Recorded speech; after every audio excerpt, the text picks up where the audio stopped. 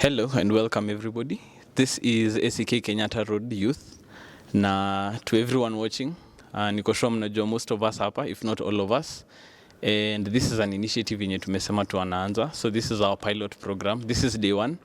And welcome to A.C.K Kenyatta Road Youth podcast. Nimekosea? Si ni hivyo?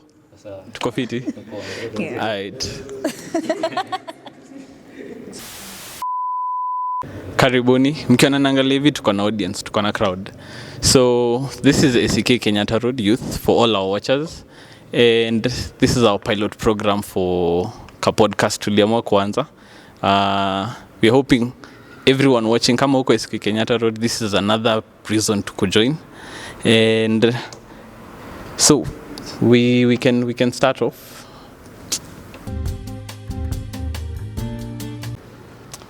So yes, that's us in a nutshell. Na nataka kuanza na intros. As you can see, we have very beautiful people with us here today. Na pia maboy. So let me start with myself. Juu mimi ndio nafungua hiki kikao, and then you get to know our guys. So I want us to do a nice break ili tujuane. Hakuna haja ikuwe boring. Right? Give us one adjective. Adjective ni kitu inakuanga na ing. Sindio? That's crazy. Right? Sizote. Alright, so give us one adjective that starts with the letter of your name. The first letter of your name, utupatie adjective ina could describe, and then we get to know you. So I will start off. Kwangu ni Ian, and the adjective I would use to describe myself acha niseme ni intelligent. So intelligent Ian is my name. And I think I can hand it over to the ladies now. Do introduce yourselves. Okay, so hi everyone. My name is Dreki Biru, and the adjective I would use is very cliche, but anyway, joyful. Yeah. Oh, hi, I am Shali Mokami. The adjective I'll use and explain because as I know adjectives mingi. So I'll use savage for I'll go for what I want and I'll get it. Doesn't matter how long, I'll still be patient with it. Yeah. So savage Shali. For me, I'm Jojon Kuria. For an adjective, ningesema jovial. Yeah, so jovial Joe. Mbona niangalia hivyo? Mko jovial. Yeah. So I'm Lincoln L. Niko nataka kutumia resilient juu mimi ni Mkikuyu, so resilient. But I'll use lively juu I think most of the times nakuanga tu mse napenda kuishi life, so lively Lincoln. Yeah, thanks. Okay. So mmefanya nisikie yangu iko nsawa. It's okay. So it's the month of June, right? And in the month of June we have Father's Day. But I hope everyone wished their dads happy Father's Day and the men in your lives. I'm mliwapatia a special gift, you know. So as some of you might know, it is Men's Mental Health Awareness Month. And it's about time we talked about this, Jew. A lot of things are happening to the boy child as of now. And I think it's about time we start talking about tuongele kijana. Let us hear more about him. And I think starting off, I will ask our ladies. Acha nifungue na ladies first. Let's talk masculinity. Masculinity inamaanisha nini kwenu? What do you think? To you, to your society, to the men around you, what is masculinity to you? We'll be starting off with Joy. Okay. So when I think about masculinity, I think of the characteristics or the roles that males have to play in my life. So I think about the whole provider aspect, the whole protective aspect of it, and also I have to look at it from also a healthy perspective. So my perception or my understanding of masculinity is that just the role that a man plays and the characteristics that they have in the household, in society as well. I think basically she has highlighted it on a point of ladies. To add on it, I think I'll say masculinity. Masculinity is that protection, security, care given from a man. That is what ladies perceive it as. Sijasikia mkimention pesa like no. Like the reason I started off with ladies is because like the stereotypes, the everything, like not just to you but as on behalf of ladies, like are we mentioning everything? Like hatuja mention stories za pesa, stories za kijana amejipanga, kijana amesettle. I really do want to hear more about that. Okay. So for me, I think that's covered when I talk about being a provider. I think I'm talking about that also in a sense of resources, yeah. But at the same time, I feel like we've come to a position where women are very empowered. So me squitaji, bro. You go, girl. I'm kidding. But yeah. So I think it's covered by the whole provider aspect, where there's cultures where my money is my money, your money is also my money. But like, I can't speak to that because personally, I believe in, various inputs coming in. So there's a time where I'll bring 75, there's a time where you'll bring 75, you'll bring 100, I'll bring nothing. So I believe sometimes it's just a balance, kidogo too. But yeah, for sure, me personally,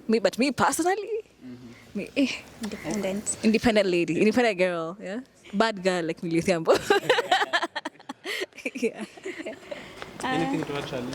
Providence, yeah. But if you need me to add my 50 to 100 to, yeah. So I think we've been empowered. Hiyo ya men could provide 100, it was kitambo kidogo. Saizi, we'll do it if you don't, actually. Mm-hmm. If you do it, we appreciate. If you don't, fine. Yeah. So that's it from the ladies. Umesikia ni kubaya. So wanaume, achacha niwaachie sasa. Tell us. Okay, cool. Masculinity, tutumie the letter M in masculinity, naona ni muscle na money. So I think when you have the two, usiniangalia alafu seme sina muscle, maybe ndani niko na nguvu. Niko na inner strength. Yeah, so like I believe masculinity is I think provider, as you said, protector, being available. I think that is just a basic of being a head or a father in a family. So I think being masculine is to be able to take up the mantle of being a leader in somewhat ways. That's my own definition. Yeah. For me, if there was a word ningetumia could describe masculinity, I'd say these are the qualities that are desired in a man. Kama ukisikia mahali usiku kumegongwa, you should have the courage ya kutoka uangalia nini hiyo, hata kama uko na like some form of fear, lazima uende uangalie. So I'd say that is one. Leadership, vile I mentioned, you should have a vision ya kwenye unataka kwenda ama chenye unataka. Si mse anakaa ndio tumesema kujipanga. So ningesema hivyo, yeah, for me. Haya, sasa juu all I am hearing are good things kuhusu masculinity. Mimi natafuta violence. I don't want peace. I want problems always. Mimi natafuta violence. Twende. So basi toxic masculinity ni nini? It's a phrase we hear being thrown about, so toxic masculinity ni nini basi? Okay, for me, nilisema masculinity ni quality. So ni kama vile kuna manners na kuna bad manners. So for like toxic masculinity ni the bad side of bad qualities, which is in a mask as some form of good qualities. Similar kama manipulation, one would count that as toxic masculine trait, sindo? So msee ana act in a way that he or she portray, si she. Anaweza inakuwa she. Whatever. Sikizi ujuangi, so sikizi ni kubaya. Yeah, sikizi ni kubaya. So nasema ni like bad qualities in short. Yeah. Okay, so my view about toxic masculinity, I'd say it's maybe I think there's a thin line between toxic and good and bad. Where to Jojo amesema. An example is I'm a man, I like being dominant. Sindo, the lady should be submissive. and when the two zikiswichiwa ndo kutakuwa sana toxicity. Maybe that's my perspective though. Unajua pia kuna toxic masculinity, kuna zile upendi kushout. Unajua utapata kuna watu wanapenda violence. Like I'd say an example. There's this lady I was talking to, and she was telling me she had come from a masculine relationship, and she had started dating another person, and the person was too good. So alikuwa amezoea violence, like okay, see violence as per se, like that toxic masculinity, and then coming to this other person, her meet the criteria. So like to her toxic is fun. So like it's perspective also. Unajua pia kuna mtu ana prefer this to this. That's my view again. So now we're heading to the ladies, Acha ni emphasize kitu kidogo, Nimesikia something Lincoln has mentioned, and I am hearing expectations because we are hearing the lady should be submissive, Mkeni natafuta violence, Kwa hivyo, what do you think about that, Nunasikia sai, what's your take? Tukianza kwa Shali. Personally, I think a lady should be submissive if the man is dominant. But tusisahau pia saizi tuko na gender yenye the man is the lady of the house. So that is why you find ladies, ukipata ladies mwenye the man is not dominant enough, the lady takes over. Unapatanga hadi ukiingia to some households, the mother is the one to say. Unaona? That means the man ni wale ametulia, hana story mob. It's not that we want you to be loud, but be dominant in a leading way. Yeah, that's what I'll say. So, but ladies should be submissive if the man is dominant. If he's not, take over. Chukua ushukani. Okay, so first let me just interrupt. Tunafaa kuwa na, I think tunafaa kuwa na teams, There are two types of marriages, Kuna traditional na kuna modern. Traditional ni ile ya dominance, submissive. Modern ni 50-50. So mimi ni wa traditional, wewe ni wa modern. So like tukiweka hizo titles, I'm safe. Sasa niko sawa. Okay. So I'm referring to the toxic masculinity. Toxic masculinity going forward. Oh, okay. So, just to start on you put your expectations. That's crazy. But yeah, I like that Lincoln has made that distinction. Not even Lincoln jump on that train. But yeah, so when it comes to, I think, toxic masculinity, it takes me back to how we usually say too much of something is poisonous. So I think it becomes toxic when it becomes too much. Like I get that you wanna know where I'm going. Like, bro, every single second, why are you tapping my phone? So it becomes toxic when it becomes too much. And then the whole thing of, like, we find women staying in some of these marriages or relationships just because they're finding them fun. Kusema kweli hapo ni personal preference. But to some extent also it's manipulation. So I don't know how exactly people would handle that, whether that would need therapy, ama you tell people to leave like hutaki kutoka juu. It's just crazy, to be honest. It's a whole topic by itself. Yeah. So the reason tumeanza na masculinity is because we need to discuss what we need to first define what we want to talk about, And so we're defining masculinity because what is the place of a man in society is what I'm trying to ask, and what does it mean to be a man? So I'm hearing we're describing a man with words like he needs to be dependable, he needs to be kama vile Lincoln ameweka money and muscles, money and muscles, So I'm hearing dependability, I'm hearing only a shoulder to lean on, I'm hearing somebody who is a strong tower, you get? So let's talk about that, So we find that one of the reasons we are where we are today is because we have banked a lot on the man. Me, I'm an advocate of men, I won't lie. We have banked a lot on the mwanaume ili tufike mahali tuko, But we want to dissect that kidogo. Is there a point where we reached where too much was left to the man and too little space for grace? something like that happened somewhere along the way. Is the man too burdened where he is? Ama hii story ni jaba, like hakuna kitu kama mwanaume kufinywa, ni sisi hatuko pasawa, ni sisi tuna complain, our fathers lived this way. Kwa hivyo ni nini tunaleta kelele, ama ni baby boy eraze? Kwa hivyo I wanna hear something kuhusu hiyo space. What do you think?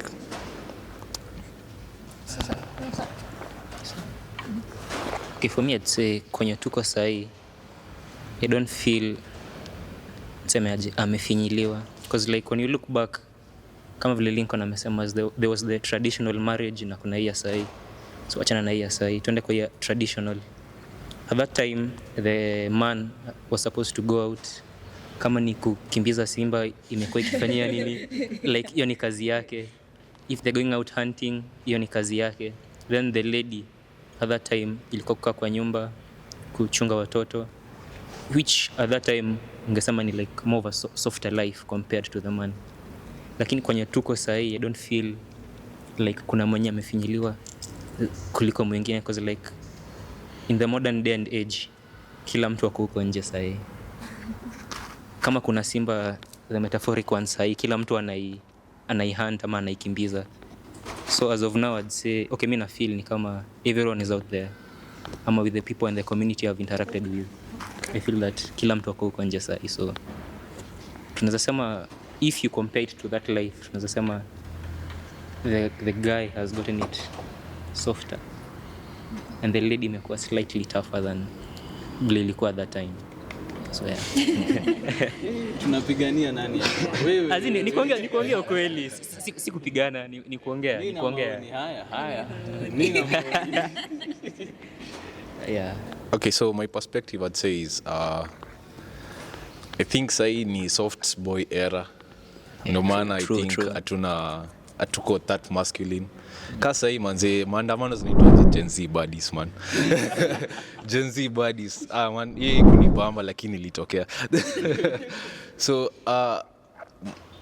we have found it easy. I'd say so. We have found it easy. An example, tukienda like ukiangalia the Maasai ama like some time back during circumcision, ulikuwa na mshoa 4 unapelekwa sijui kwa mto nini, unakuwa numb, unakatwa bila nini, litang majizo za painkillers hizo stuff za kunamb. So like ilikuwa inakufunza, inakutayarisha ukue like ukue resilient, uweze kupasavia pain. Lakini saa sisi manze lazima uende Rwanda upelekwe OC. So I think it's also the upbringing ndio imefanya tukue na this outcome. But we need to understand, for men and ladies, it's different. And a simple thing is getting married, ama marrying someone. Where as a man, huwezi kuwa ati living in your parents' house na unaenda ati kupeleka dori kwa nini. It's expected of you from the society to be well off before you take a girl, so that usimtoe kwa uende alale njaa kwako man. No. So like we need to live up to the standards of men. Yeah, that's all. Okay. Ladies. Okay. So I think may I have a different view from you guys. I know you guys said that things have gotten softer, so era. I agree. But looking back, I think I'll take my example from this book. It's called Things Fall Apart by Chinua Achebe, and learning from Okonkwo and the life that he led. So when he was when he was young, obviously Ali eat the hard life, right? But when now he moved to the village he was given a parcel of land and then built up. Then he borrowed from some of the men in his community.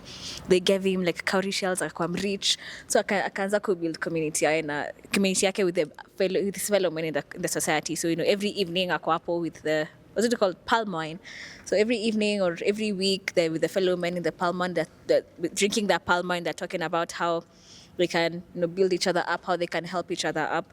So I think that's one of the biggest things that the current, I don't know about if it's true, you can confirm with me, but I feel like that's one thing that dudes have lost in this generation, like that whole community and bringing each other up. Because even if you look at some of the guys who are suffering most when it comes to mental health, the people either wako peke yao ama wanaji isolate from society. Because right now you can't go to someone to sasa nataka unisaidia na 50k alafu naanza biashara alafu ikiwin ni hivyo, you know, because it's very hard because guys are like the economy with Ruto and taxes.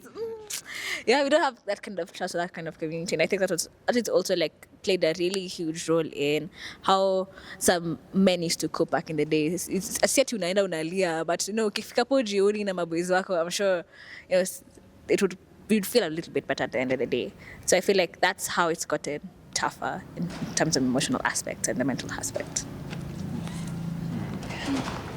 Personally on this, nitatetea wanaume for once. I think men, as much as we gave them a forum, we empowered. There's a gap. I think between 2010 and 2020, we empowered the girl child too much. Mwanaume akarudi chini. That's why hata ukisikia kitu Gen Z buddies, it's because as a guy ukitokea hapo, the amount of kuchapa utachapwa na yenye dem atachapwa si the same. So you better be stay safe and stay home, sisi tuende to fight. That's crazy. Nothing will be done to us. Ama something small. But yeah, I think the boy child was forgotten at some point. Wakakuwa soft. And then, but at the same time, there's tomorrow where you can be better. Now we've seen, like, when you talk about it, like we can correct where we left them hapo penye waliachiliwa. Now we can maybe help them. Kuna maoni. Nimesema nipitishiwe mic, nina maoni. So first of all, mi nilidhani naleta wanaume wajitetee, lakini the ladies ndio apparently tuko the same page. So mimi I think I am an advocate of men's voices being heard, because right now where we are at, I honestly genuinely think hatusikizwi vizuri in terms of, let me give you an example. Corporate forums, the few that I have gotten the privilege of attending, siku hizi, if we are talking below the age 25, majority are ladies. It's a room filled with ladies. Proportionality tunaongea ni 70 to 30, right? So there is obviously a problem somewhere. Ama are we not, ama wanaume wako corporate squeeze, ama tuseme hivyo. Alafu, I've heard you mention something kuhusu communities, and we would get into that as we continue. But I want to pose the question of, ama somewhere along the way wanaume were brainwashed into hiyo story ya independence na kujisimamia to the point where we think it is a mistake to admit that we are overwhelmed. Are we coping properly? Do men express themselves as clearly as you ladies juu tunaionanga do? Men are said to live less longer than women. So nasikianga utu story. So sami nadai kuuliza, like, wanaume wako sawa kweli? Na sasa wanakaa tegemei. Acha niulize ladies. Okay. Haya, that is the question I would want answered. So nimesikia vile mnasema ni wanaume hawajitetei, wanawake ndio wanatutetea sahi. So I wanna ask, because that's what I'm hearing.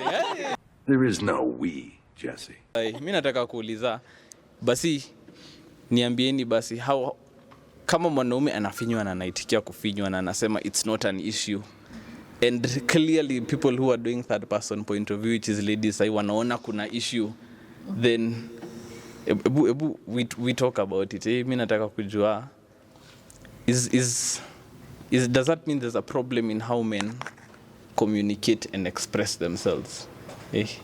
Does it mean that tunajifinya na hatujui? Yeah, so tuanze hata ni au majamaa waji kujitetea.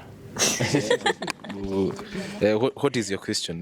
Nataka tukusikia swali yako tu vizuri. Haya. Mimi nauliza, juu mmesema isi soft boy era ni sisi ndio. In short, I am hearing that the current generation of men is weak. That is what I am hearing, and I am objected to this. Nimekataa. I don't think so. mimi ni advocate ya men, and I would say that suicide rates are at a high with men as compared to women. Spaces right now are more filled with ladies kuliko wanaume. Sasa tumeona sasa ni buddies sasa ndio buddies ndio wamejaza streets as much as kuna wanaume represented, who are we giving the praise and the credit to, right? So I want to hear somebody tetea the man. I want to hear somebody say that there's a problem, because I am saying that there is a problem. Na kama unasema hakuna shida, niambie mbona. Ama acha tuipeleke, acha wanaume, acha inakaa tuna load, acha tupatie ladies kwanza. Okay, so from how you've sort of like put it together, this is what I understand. I think we have to agree that obviously we are headed, or we are in the season of sort of equality. So, you know, women are breaking glass ceilings, they are taking up higher roles, they're doing all these things that as initially zilikuwa seen as sort of like a man's job. So you can call it sort of like a revolution. It's a change, it's a revolution, it's something we're not used to seeing. So obviously people will have their views, some people will have their opinions. It will look like things are weaker. People are like, men are weaker, but I don't agree that men are necessarily weaker. It's just that women are now taking up spaces that were initially dominated by men. And I don't have a problem with that. That's okay. Ni sawa. Lakini I am saying, let us talk about the high number of men who maboy kazi yetu tu ni PS kuizi.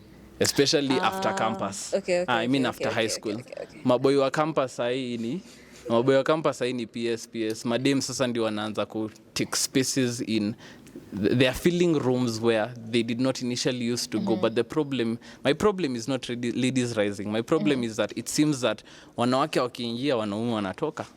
And we're not talking about the large number of men right now who are genuinely unhealthy, ikikuja body wise, ikikuja mental wise, and the lady seems to be thriving. But does it have to be at the expense of the man? Because mi nasema that it is happening at the expense of the guy. That's a good point. Okay, nimetry ku avoid violence lakini amechoose violence. So say kitu ya kwanza ni your friend group. Mi sijui watu wenye wanamaliza campus za PS. High school. Niuliza na hangout na nani? I hang out with friends who help me get in places. Ni vile sitaki kuanzia ku flex muscles. Yes, nimesema niko na inner strength. But I think it's your friend group. Kama umezoea like wana PS. Like me, the whole of campus, nimecheza PS like twice. Like ile ya kulipia. Najua ile ya kupata like kwa your friends wako, like your friend has it, hiyo ni sawa. Lakini usiseme like all the men hapa hivi. Hadi audience yetu hapa ni wangapi hivi last week kucheza PS? Unaona hakuna. So mimi nimecheza. So okay, tuseme kucheza PS ni mbaya. Mtu amesema ni coping mechanism. So yeah. Another thing is you're not weak. I think it's our environment, bana. A simple thing as mini entrepreneur. That the time I started being an entrepreneur, the person I was hanging out with was not. Lakini after ameona like the strides I'm taking, he became one. Say he has a startup and stuff. So lakini if we circle yako change, I think when ndo shida. Like you're the problem. We are a result of our environment. We are weak men tuko na slow ama tuko na soft upbringing. Lakini when you decide to change your environment, ndo utaweza ku experience the fullness of being masculine.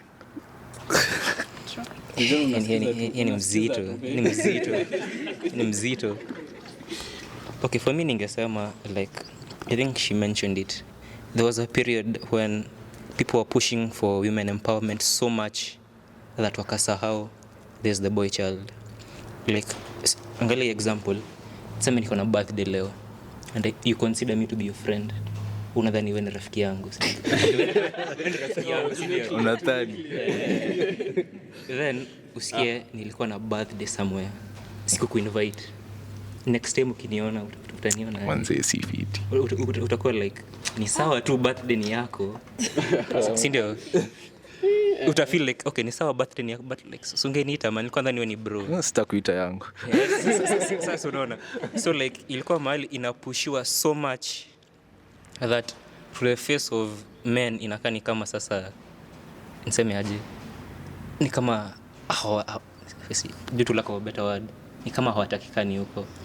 And the way men wamekuwa brought up ni ile like mwanaume aliangi, so there's been a problem of men expressing themselves. So ni ile una feel like this opportunity imekuwa shout out to you, imefungwa yani, na juu hauwezi sema kitu unaenda kucheza PS. So like even mimi ningesema because like imepushiwa on the other end so much, au wengine wana feel ni kawa kwa unappreciated for whatever they are doing. So ni ile msana anasema ni sawa tu, alafu ana chill ama ana do whatever and get into something yenye nasema not so productive. So mimi nasema that is one of the issues the guy amekuwa akipitia. Yeah. Okay, so mimi niko na something I'd like to talk about ama something to air. Ni tumesema since 2010 hadi sasa kulikuwa na mambo equality, si ndio? And yes, na sasa pia wame-testify kusema sasa ni mwanaume kosa kuchukua anachukua, si ndio?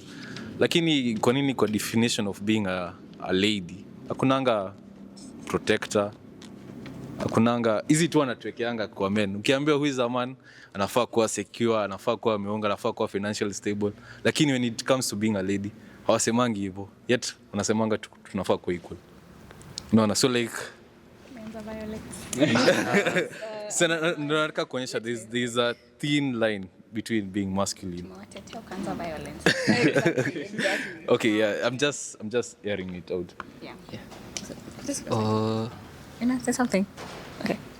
Okay. Lincoln amesema like hakuna like a line ya masculinity na tuseme femininity if kama ina exist, but like ukiangalia like in the traditional sense, like the lady didn't have much to do as compared to the man in terms of difficulty in tasks. Tunakubaliana Keywords. in terms of difficulty in tasks. So like if you don't have much to do, then there's nothing, sijui nisemaje vizuri, there's nothing much to use to define you. That's crazy. Siko baya. Semi hivyo. Because like the lady alikuwa sina violence against anyone. Sijui kama unanipata. Like kazi yake ilikuwa niseme aje. Haikuwa semi ni ngumu, but like from the outside world ilikuwa inakaa simpler than what the guys had to do. Sijui kama unanipata. So I feel ndio maana like people are so strong about a man should be, you know, anafaa kuwa na hii, anafaa kuwa na hii, and not so much on the other end. So yeah. Okay, now what I will say, I think first of all we need to understand that gender roles are defined by our society. So when we come here and say, see the vile umesema, a man is a provider, security, all those words are defined by what the society that has built you. So society is the one which has given you those words. So when society undergoes a change, some of these definitions are bound to change as well. So think about it in the sense that the skills have tipped over the years, right? So now, but I think the way you said that women are being empowered at the expense of men is very unfair. Because think about it this way. I'll give an example of women in, I think it was Saudi Arabia, one of the countries in the UAE, in the Middle East, sorry. Women weren't allowed to drive until 2017. That is when they got the right to drive. So if I'm thinking about it in the same way you're thinking about it, that means there could be more female cab drivers. So what happens to the men who now, did they technically take the men's jobs now that they're female cab drivers? Think about it that way. Yeah. Umemaliza na ngoja umalize nianze. Yeah.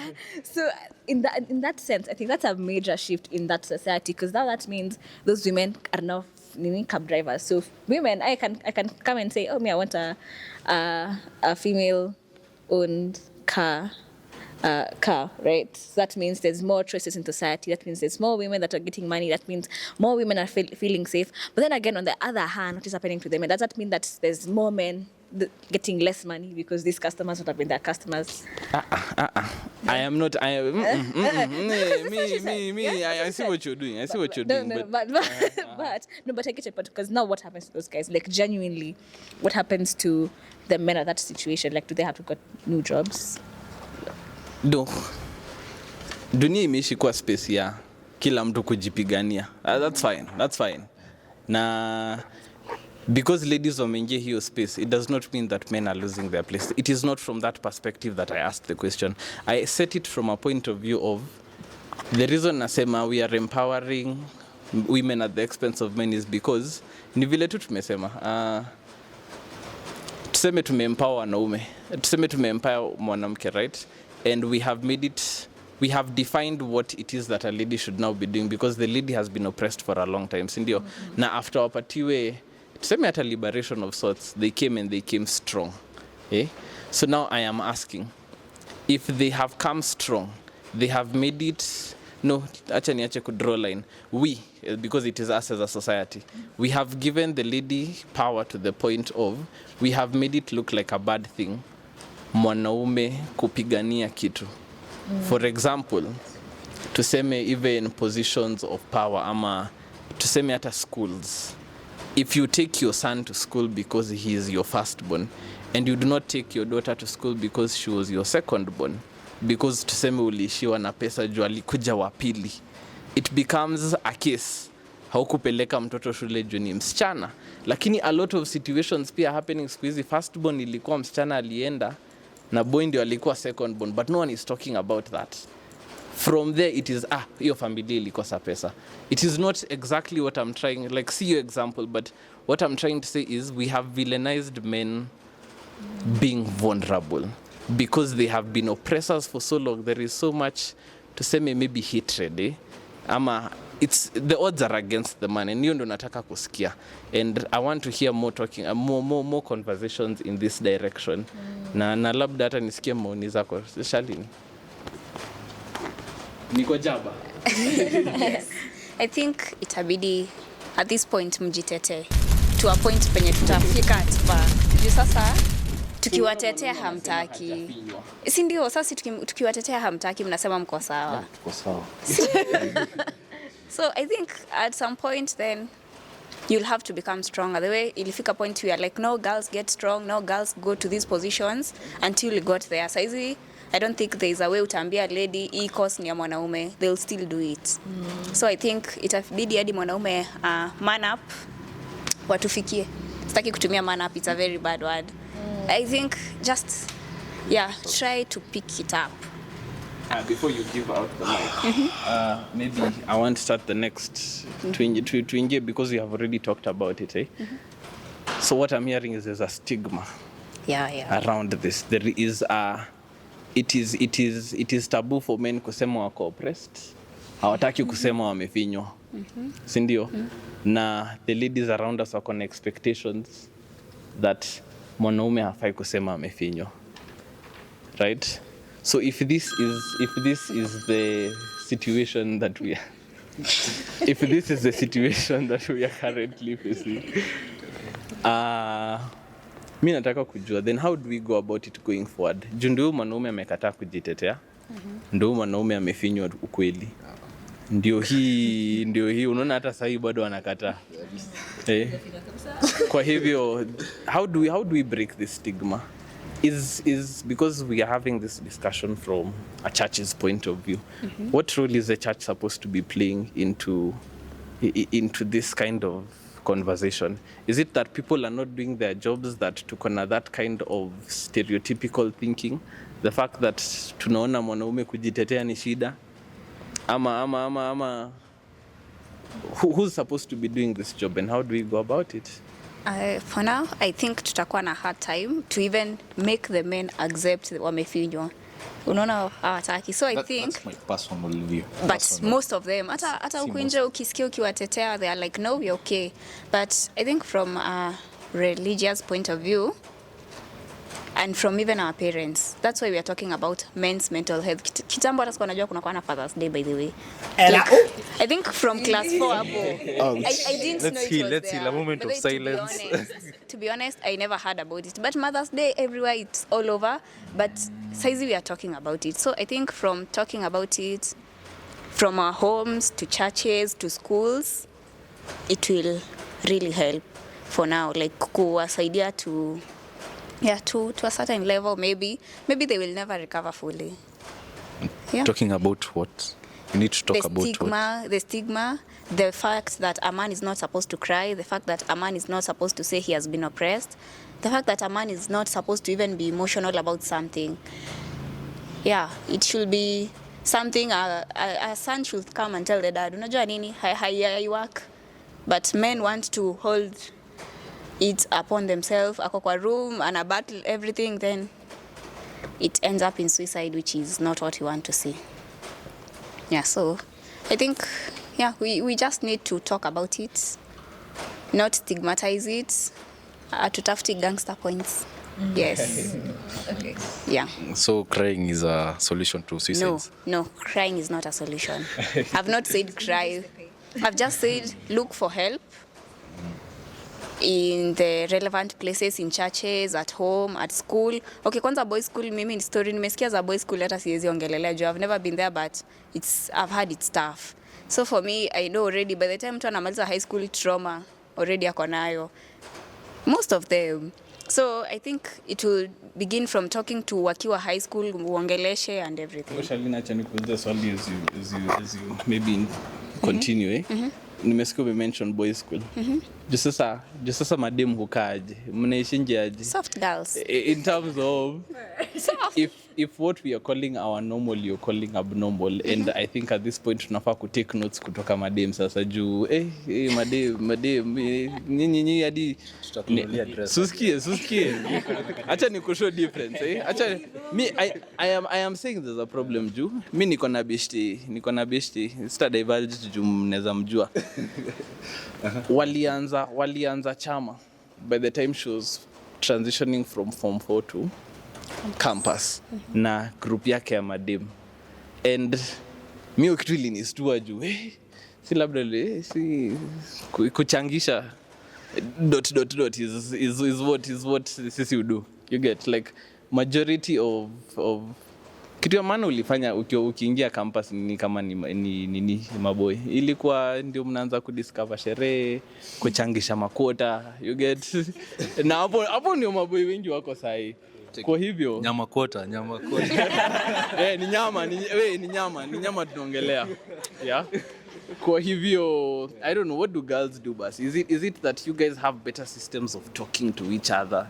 Is it that our systems are failing? Mnasema PS I work. PS ina work bana. So what do you guys do, and what advice do you have to guys? I think I will say we are talking on stigma, and that's why we are talking on friendship, talking out. Na you're finding friends who are mtajengana. Juu men, I think imefika to a point you've isolated yourself. Unataka ku build on your own. Sometimes it works, sometimes it can't work. So that is what we are saying. Have friends, meaningful friends. Go talk to your family if they give you a space to talk.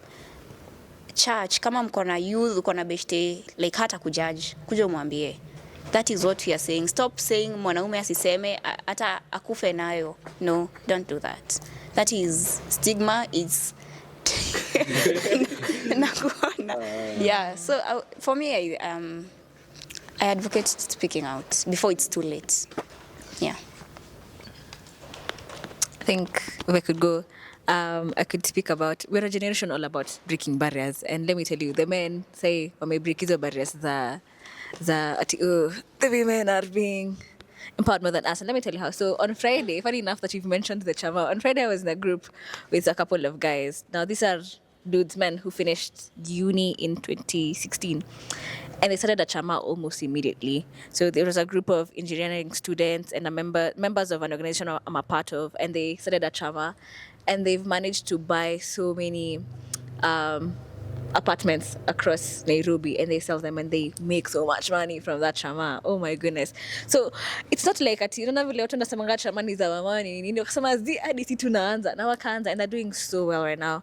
I had another example but it's gone imeenda na upepo. But I feel like men genuinely are breaking barriers of what we thought ati ni the normal.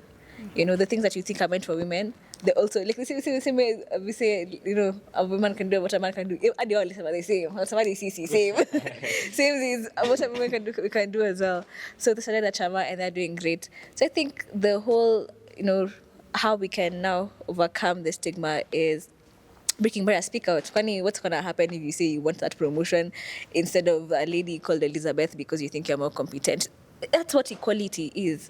It's not because she's a woman, I should be like, nah, exactly. So that brings me to my second point. Relax, breathe. That brings me to my second point, which is leadership, pioneering. I think at this point, I don't know if there's any pioneers of, you know, men actually taking up their space because they feel like we should actually be in this space. And I'll give an example of Polycarp from Fancy Fingers from Sauti Sol. So he was talking about the relationship he has with his dad. You know, the way dads are like, you know, we are with sons especially. They're like, I don't know if it's the same for you guys. They're like, go. But for him, he was like, you know what, me, I'm going to be the dad who loves my kid. I'm going to be the dad who plays with my kid. He made a whole album for his son just to show how much he loves his son. So I think just pioneering that change, whether it be in leadership, and he documented that whole process on his Insta, on his YouTube, of how, yes, you can actually be, like, have a healthy relationship, a beautiful, loving relationship with your son. So pioneering that change, being in leadership positions where you're in, show that equality isn't just about having women in spaces, it's also about having men in certain spaces just because they're competent, not because that, you know, it's a gender diversification sort of program. Yeah. Okay, cool. So we are talking about stigma and how communities can help. Me hadi ukiniuliza hiyo ni a tricky question juu sincerely hadi me the problems that I have maybe ni mwambie bro hii stuff ili ni happen here, but maybe talking about it nitangwaje when you talk about a problem is when you have solved it ama A problem shared is a problem half solved. Very nice. So like yeah, so yeah, maybe that. So maybe sharing. I think personally our Rev is good at that. You can go to him naongea naye na utasikia story yako kwa pulpit. Unajua kuna watu unaweza enda umwambia alafu usikie there's a friend of mine. There's a friend of mine sitamtaja. Yeah. So basically I think just providing spaces to share. And another thing is bringing out knowing how to bring out the liveliness in people. Kani sports, kani Bible study, kani debates, kani discussions, kani singing. I think inasaidianga juu mtu ana take a moment anasahau like the problems ako nazo and enjoy the moment. I think these are tundos we think we need to have them in the community so that we can be more men. Okay, the other day kuna msee nilikuwa naongea naye about, you know, problems of life. Then he was like, wazo ukiwa mwanaume umezaliwa like 3-0 down. I'm like, so like if you look at mtu akona certain perspective, I think it goes down to hadi education. Like msee asizaliwe akiambiwa like this and this is cast in stone for you, lazima utapitia hii. We should raise like children from a younger age wakijua that it is okay to, you know, express yourself, ujionge.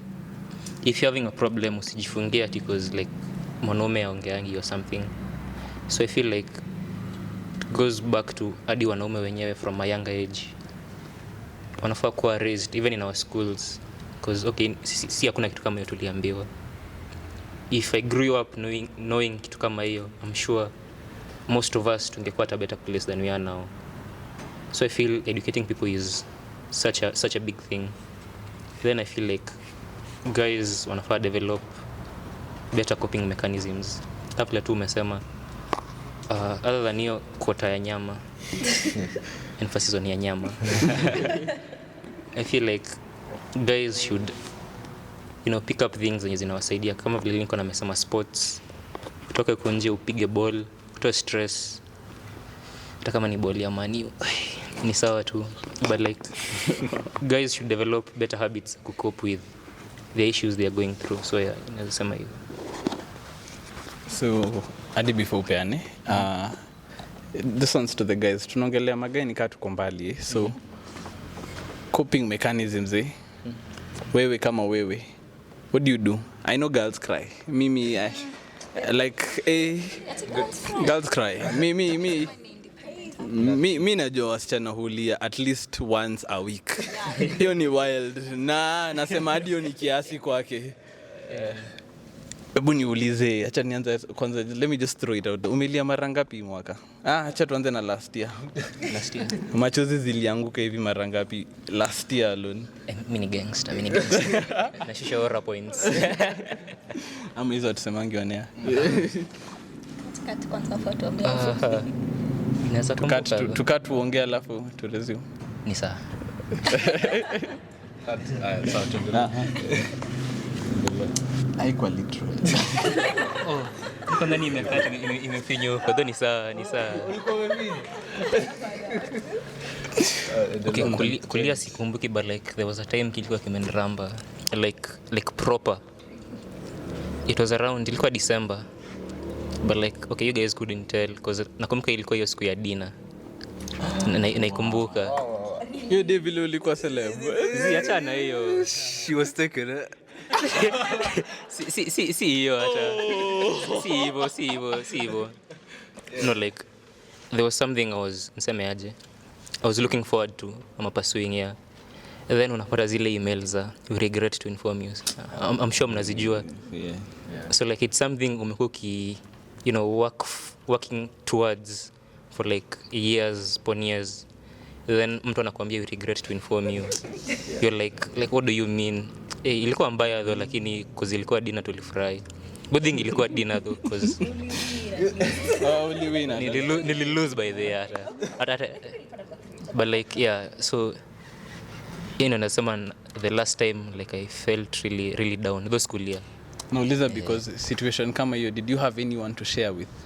For example, and even if I give an example with myself, I think last year in its entirety, ile time ati nimesikia down, nilikuwa down, nikasema we hadi unakaa hivi, unajua saa zingine inabidi nje umeenda ukakaa nje kwa mvua kidogo unanyeshewa So I think kama ni kuangalia in the entirety of the year nimechenyeshwa kama mara 3 I think not twice.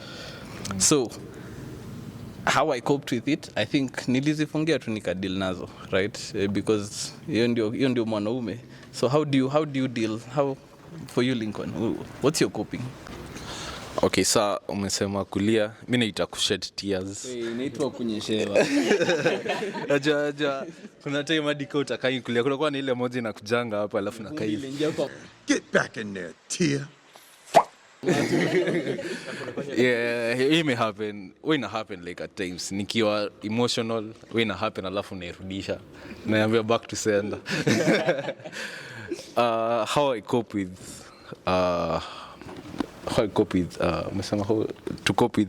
difficulties.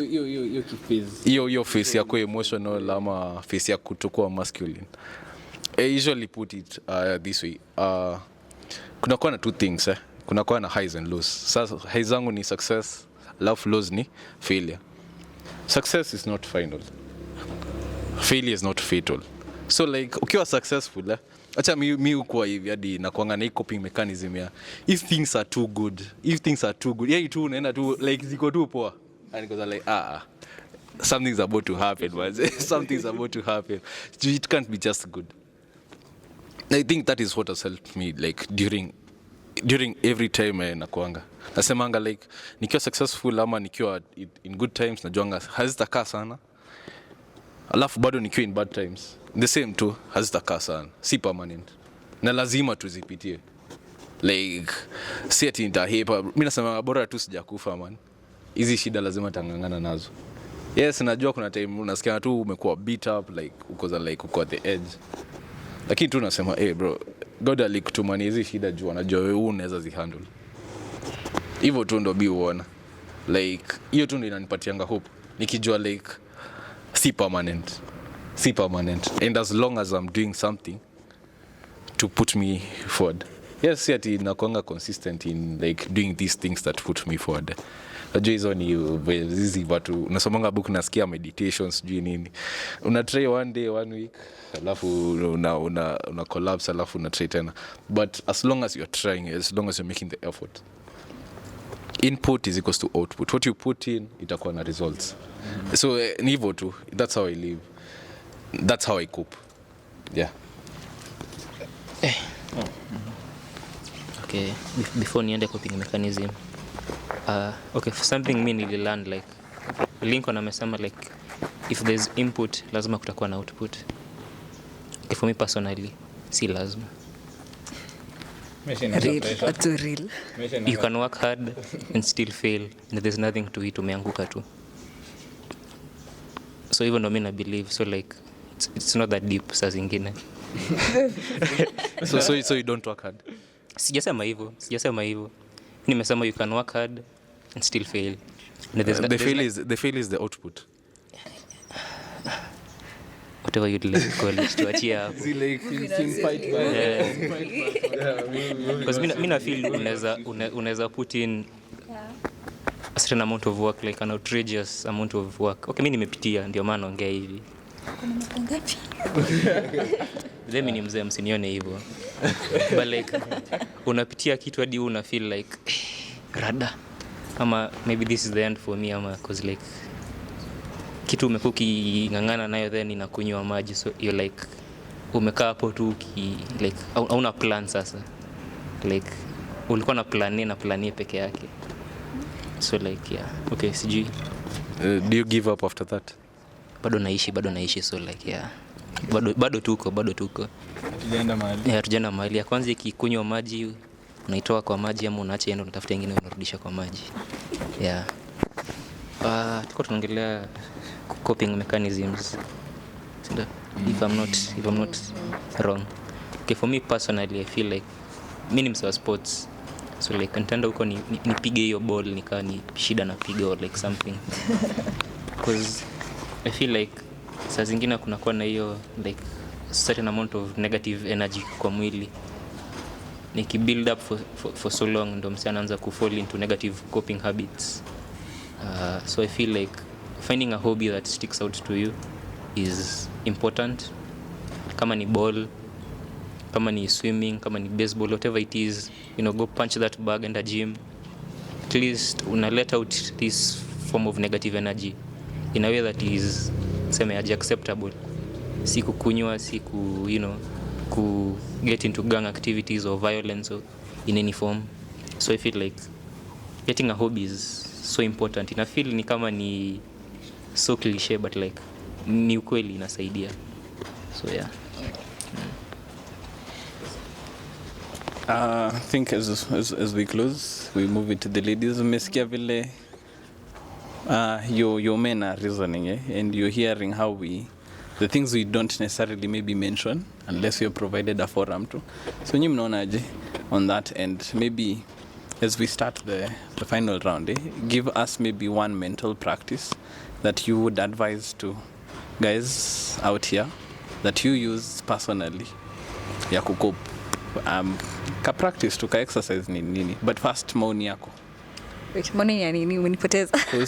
Kuhusu everything tu vile umesikia wanaume vile tumejidescribe like okay. What has been going through your mind ukitusikiza tu tukiongea, I think it's pretty healthy, obviously. You've mentioned pretty healthy stuff. You've mentioned community, you've mentioned physical activity, fitness, which is also very important when it comes to your mental health. So I'm like, yeah, mko sawa, mko fiti. Ndio maana mna smile. Yeah. Please. Yeah, so practice. Damn, okay. Okay, remember a friend of mine, I keep saying this, but a friend of mine asked me the same question, I think 6 months ago. Mi nikamwambia mi tu cheesy alafu narudi. Yeah, mi cheesy alafu narudi. And then later on I was like, kidogo. Sasa ikaniramba proper and like, for real, you can't be moving on like this. So I tried journaling for 3 days. It was helpful. Then I stopped after that. So it's about 3 days, yeah. 3 days, girl. Hey, ilikuwa a lot. But thank you. Thank you. It was 3 days and it sort of kind of helped. So I felt a bit better. But after that I was like, I feel I don't feel okay, like genuinely I don't feel okay kabisa. It lifted the weight of my heart, like, because I could now understand why I'm feeling the things I'm feeling. I was able to process everything that was going on, so it helped in that aspect, but it didn't help in making everything better until I decided, okay, it's now time to talk to someone, and also decided now it is time to genuinely just go to God and pray, like genuinely kidogo it's getting crazy. So I think number one, I will always say that God is the answer. God is your peace. God is the person who understands you and will never change and will never leave you, even when you feel like he's not there. When you don't feel like God is there regardless, even if you don't feel like it. So I think for me prayer was really, really helpful at that time. And then also I talked to my closest friend. She's like my top shelf. The person you tell everything knowing nobody else is going to reach that shelf. That is my person. So I went to that person and I talked to her. And yeah, a problem. Hey, kizungu. Wanake wanasema asande ya mateke ni asande ya mateke ya asandi inaendaje? Asante ya punda ni mateke. Mateke ya asandi. Out the window. Kizungu na set to the sun.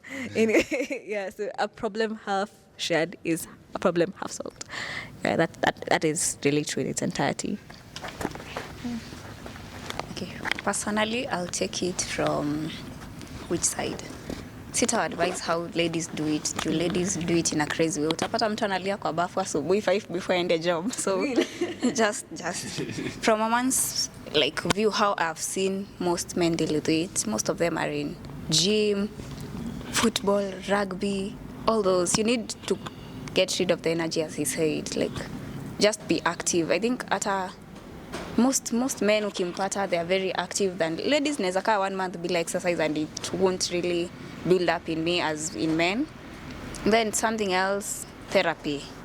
Yeah, it doesn't work for everyone, but yeah, it might work for you. But by the way, I've never seen a man in therapy. Sijaipatana na mwanaume nikienda therapy. So I don't know if, yeah, I think it will help. Therapy, listening to music, praying. Yeah, praying does a lot actually. I don't know if there is a point where men reach and they're like, wow, hii ni mimi na Mungu peke yake, but yeah, I think if ukifika hiyo level now, yeah, otherwise I don't know how men cope with things actually. Juu mimi nilikuwa nasema ningezaliwa mwanaume mimi ninge give up back then. Juu already nimepewa safe space, so I don't know how they do it. They don't have a safe space. The society is looking up to them, but yeah, maybe gym and such. Okay, so about mental health, I'd say most men don't have friends like ya ukweli, like ile friends ya ukweli. Most of our friends ni ile bro, ukienda outside, this guy can spoil you with everything. Okay, mkienda outside, pizza atakubaia, nini atakubaia, lakini we utafika home haizi kutumia pesa ya kukupatia uende home.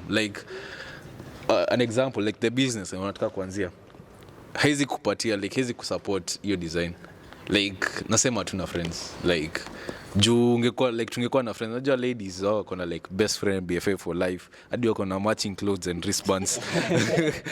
So I think necklaces. So I'd say maybe I think tunafaa tu kuwa open, man. Sijui, I think so. That's my own view. I wish I had I wish I had a friend. Najua nishiulizo, do you have a best friend? Because I'm sitani. Juu sidhani ka the way I turn up for someone is the way that the person will turn up for me. Na tena unajua tena ni a friend is someone that you keep in touch with. Me tukiwa environment na nyinyi tuta keep in touch hapa. Nikienda environment nyingine the same way. So like I'd say maybe ukitafuta that one sincere friend. I'm still looking. So kama uko interested. Intake ongoing. Yeah, intake ongoing. Yeah, tuma CV application. Yeah. I have a strong network of friends. We inakaa tunajimake tuko nje. So you guys have had it, eh? To everybody on the other side and to the panel that we have had, thank you so much. It's about time tuanze kuwa na hizi conversations. It's about time tuanze kuongea kuhusu history ya wanaume. And I'm hoping that this is going to light a fire in even everybody who is watching. Let's talk about it. Let's talk about where men are sahi. And let's talk about there is an issue. There is an issue. Actually, ni time atuna. There's a topic tunge digest. Tukinini would have been 3 hours. It would have been a 3-hour video. So otherwise, thank you to our panelists. Thank you especially to accept kukuja na kukuwa the groundbreakers of hii kitu. A.C.K Kenyatta Road ndio unajua. Hii ni sneak peek. Do subscribe. Kuna na subscribe button hapo down. Na nimeishi kutaka kusema hivyo by the way. For sure. Subscribe down below. To the left. Comment. Subscribe. Hii kanisa by the way, there's more on the channel. Utaona tu we have tuko na am I allowed to say this? Tuko na mapeng, right? So, you're right. Mali safi huku. And we have a very stable community. Kaunda kuja kugrow. Kwa hivyo like, share and subscribe, and thank you so much for tuning in. Peace. Haya, so tulikuwa pole. Nilikuwa nianze tulikuwa tumeachia. Haya. Chani regain flow. Breathe too. Edit too.